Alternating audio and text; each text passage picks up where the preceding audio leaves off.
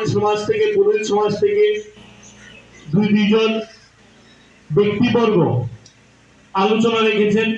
আমাদের সিনিয়র ব্যক্তিত্ব, আমাদের গৌরবদা অনেক বিষয় খুব সুন্দর উপস্থাপনা করেছেন আপনাদের সামনে, যে আমাদের এই সমাজের গুরুত্ব, এই সমাজের ব্যবস্থাপনা নিয়ে সমস্ত বিষয় নিয়ে আলোচনা করেছেন। আমি সেই দিকে যাচ্ছি না।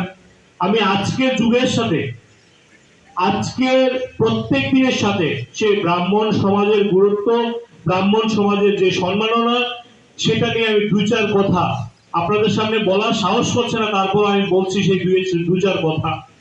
আমরা প্রত্যেক সময় বলে থাকি, আমাদের হয়তোবা দেখবেন আমাদের হিন্দু সমাজের মধ্যে প্রত্যেক বাড়িতে হোক লক্ষ্মী পূজা, কোনো না কোনো পূজা সকাল বিকাল সন্ধ্যার সময় আমরা করছি, কিন্তু দেখা যাচ্ছে কি আমরা মন্দিরেও যাচ্ছি, পূজা পার্বণ করছি, কিন্তু দেখা যাচ্ছে কি আমাদের মধ্যে কোনো না কোনো জায়গায় হিংসা বিদ্বেষ সেগুলো লেগেই আছে। কিন্তু আমরা কি করছি, সকালবেলা গিয়ে পুজো দিচ্ছি, দুপুরবেলা গিয়ে পুজো দিচ্ছি, সন্ধ্যায় পুজো দিচ্ছি, এই ঠাকুর বাড়িতে যাচ্ছি, সেই ঠাকুর বাড়িতে যাচ্ছি, কিন্তু দেখা যাচ্ছে কি আমাদের মধ্যে সেই বিদ্বেষ, সেই হিংসা, সেটা কিন্তু আমাদের থেকে কখনো দূরে যাচ্ছে না।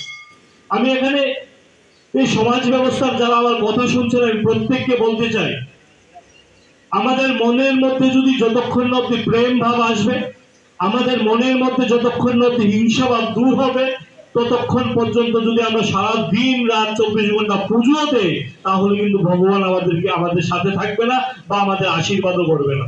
সেটা আমার বিশ্বাস। হয়তোবা সেটাই গীতাতে লেখা আছে আমার মনে হয়।